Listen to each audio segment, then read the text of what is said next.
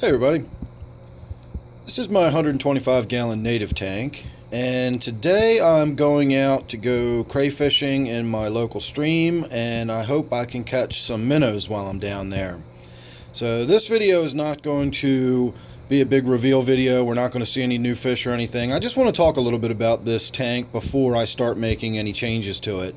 I know we've been looking at it all winter, and there's not really been a lot going on in it. I've been waiting for spring so that I could actually get some stock, and it's just about time to start doing that now. I've been going out on a regular basis trying to just get a feel for when the fish are out and starting to move, and so far I've seen a few small signs of life. I've seen some little fry swimming around here and there, but I haven't seen any sunfish yet. I haven't seen any bass. So I'm not really sure what's going to go in here just yet, but today I'm going to go down to my local stream, and I know the minnows are out and swimming around, and I'm hoping the crayfish are going to be out soon. I'm pretty sure the crayfish burrow themselves down in the mud and hibernate over the winter, and they don't come out until the weather gets to a certain temperature, the water, rises to a certain temperature. So I have not yet seen any crayfish, but I'm hoping there will be some soon, and I can start putting some more crayfish in this tank. Today, like I said, I hope I can catch a few minnows, and we'll throw a few minnows in here. I'm not sure what species they are. I thought they were called black-nosed dace, but in another tank I had an old 40-gallon tank that's now my T-bar, my gudgeon tank, and I had that as a native tank for a little while. And someone told me that what I was calling the black-nosed dace was some other species, and I don't remember what species they called it. But I did look it up, and it looked pretty much spot on to what I had in the tank, so they were probably right, and that's kind of what I want to get at with this tank. This tank is not going to be any kind of biotope tank. It's not going to be something that you can look at and identify the part of the world I live in simply because of the plants and the species of algae that's growing in there. It's not going to be that kind of scientific biotope tank. This tank is just going to be a native tank based on my experiences. The whole idea of this tank was just to bring a little bit of my outdoors in. And, I like crayfishing, I like fishing, I spend a lot of time, around streams, rivers, lakes, the reservoir. I spend a lot of time out on my kayak. And that's the kind of fish I'm going to put in here. I've had people offer me fish from other locations that would work in this tank. I've looked at places I could purchase fish. And I've thought about putting some really cool stuff in here that would technically count as native, for North America. But yeah, I think I'm just going to go with my original plan, and that is to have a tank that is native not only to this area, but also personal to my experience. The type of fish I encounter on a regular basis and the type of wildlife I encounter on a regular basis. I'm sure the stock will change as time goes on. I'm sure crayfish will eat some of the fish that are in there. The minnows will get gobbled up by some of the larger fish. The crayfish will probably attack and kill each other.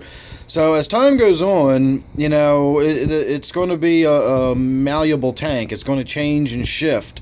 And eventually I will probably settle on some sort of resident fish. I'll probably have a few sunfish.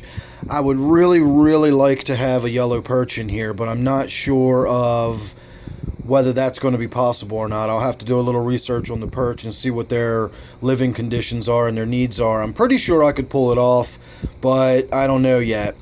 I've thought about putting bass in here. I think a smaller smallmouth bass would be pretty neat, but they are strictly predatory fish, so I wouldn't be able to keep any smaller fish in the tank. I would have a hard time keeping crayfish in the tank, and in addition to that, I would have to feed them live food. You can't really train a bass to get onto floating pellets or flakes or something. They have to eat live food, whether it's night crawlers or worms or other fish, minnows, crayfish.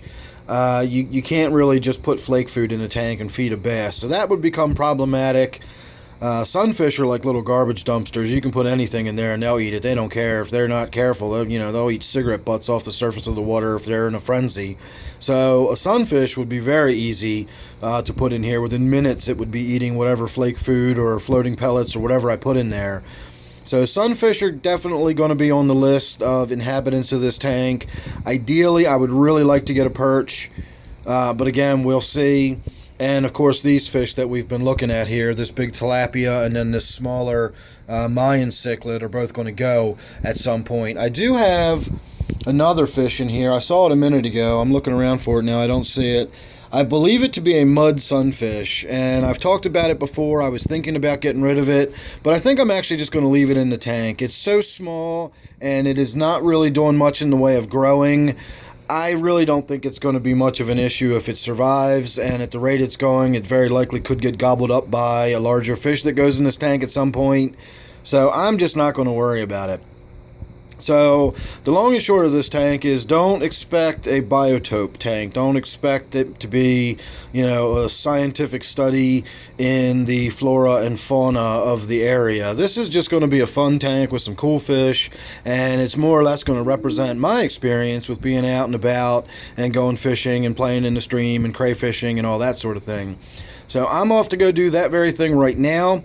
So make sure you're subscribed. This video, as I said, is not going to contain any of the new additions that I may or may not go catch right now, but hopefully this evening we'll be shooting another video of me releasing some crayfish in here, or maybe some minnows will be swimming around this tank.